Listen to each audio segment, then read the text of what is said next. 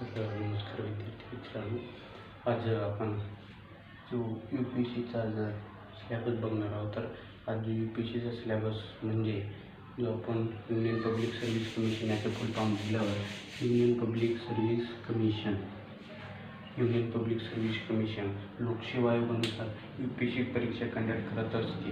प्रत्येक वर्षानुसार UPSC काही GR काढत नसते, वर्षानुवर्ष काढत असते, पण प्रत्येक वर्षानुसार काढत नसते. तर UPSC जे लोकसेवा आयोग आहे 1926 अनुसार लोकसेवा आयोग ब्रिटिशच्या काळात स्थापन झालेली. याच्यावर जर सर्वात जास्त भार देणारा भारतात 1947 नंतर सरदार वल्लभभाई पटेल ICSची जनक अशी म्हणतात सरदार वल्लभभाई पटेल. कारण की 1947मध्ये 15 ऑगस्ट 1947मध्ये भारत जेव्हा स्वतंत्र झाला होता त्या काळानंतर ICS याला मान देणारा पहिला व्यक्ती म्हणजे सरदार वल्लभभाई पटेल, जनक अशी म्हणतात. ICSचे जनक. पहिले ICS असे नाव होते, नंतर IS असे झाले. तर असे 3 पार्टमध्ये UPSC परीक्षा कंडक्ट करत असते. 3 पार्टमध्ये इंटरव्ह्यू असते, पहिले असते जी प्रिलिम्स असते, सेकंड नंबर मेन्स आणि थर्ड नंबर आपली इंटरव्ह्यू असते. असे 3 पार्टमध्ये UPSC आपली परीक्षा कंडक्ट करत असते. तर आपण 3 पार्ट बघल्यावर पहिला पार्ट असतो जो आपला जो प्रिलिम्स असते तो असते 100 मार्काची. 100 मार्क म्हटल्यावर 100 मार्कमध्ये 200 मार्काची असते. 100 क्वेश्चन असते पहिल्या पेपरमध्ये GS1मध्ये, आणि सेकंड नंबर पेपरचा CSAT म्हणून ओळखला जाणारा पेपर आपला जो CSAT आहे सेकंड नंबरचा, त्याच्यामध्ये असते 80 क्वेश्चन. किती क्वेश्चन असते? 80 क्वेश्चन. 80 क्वेश्चनमधून आपल्याला प्रत्येक क्वेश्चनला 2.5 मार्क असे असतात. प्रत्येक क्वेश्चनला 2.5 असे मार्क असते.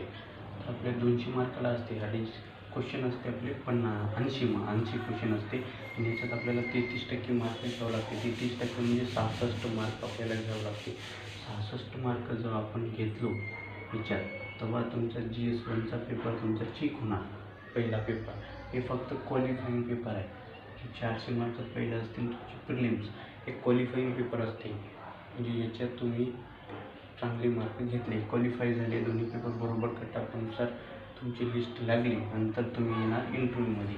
33% मार्क घ्यावा ते सांगत आहोत. रिटर्न बघून घ्या व्हिडिओला, कारण की जो आपण सांगत आहोत तेच UPSCमध्ये तसंच सिलेबसमध्ये दिलेलं. तर आता सेकंड नंबर चालला जो आपला मेन्स असते 1750 मार्काची. जो आपली UPSCची मेन्स असते 1750 मार्क. याच्यातून 9 पेपर असते. 9 पेपरमधून 6 पेपर आपले महत्त्वाचे असते आणि 2 पेपर क्वालिफाय असते. तर आता आपण बघले निबंध असते. निबंधमध्ये 2 निबंध पडतात. 125 मार्काला एक निबंध असते पहिला, आणि दुसरा निबंध असते 125 मार्काला. 2 पेपर असते निबंधाचे, एसे म्हणतो आपण इंग्लिशमध्ये. तर 250 मार्काला पहिला पेपर असते निबंधाचा. सेकंड नंबर आले आपण GS2मध्ये, GS1मध्ये. तर जो आपला 250 मार्काचा असतो तो पण 250 मार्काचा. सेकंड नंबर GS2मध्ये आलो तर ते पण 250 मार्काचा आहे. आणि GS3मध्ये आलो तर तो पण 250 मार्काचा, आणि GS4मध्ये आलो तो पण 250 मार्काचा.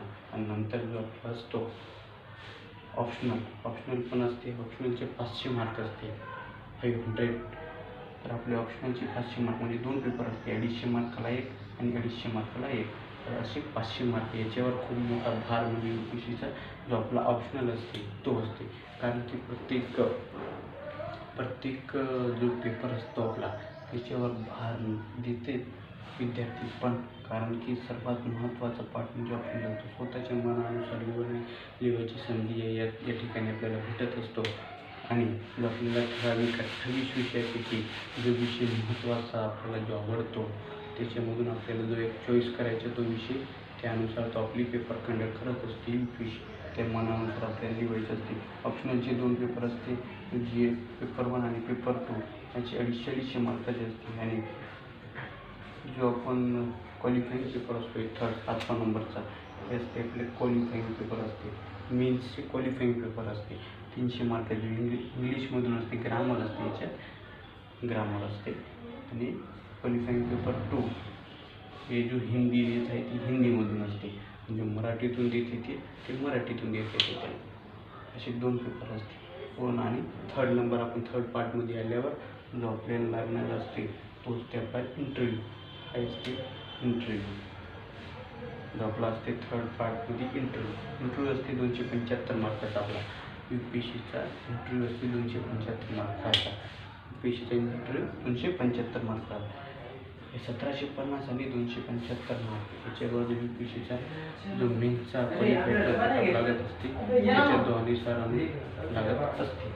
तर 275 आणि 1750 मार्क याच्यावर UPSCची मेरिट ठरत असते.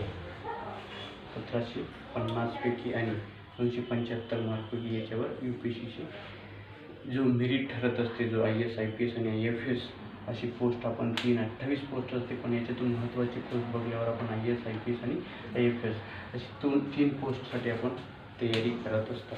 तर आजच्या व्हिडिओसाठी एवढी माहिती आपण बस होती आणि अशाच व्हिडिओसाठी आपल्या चॅनलला सबस्क्राईब करा, लाईक करा आणि शेअर करा.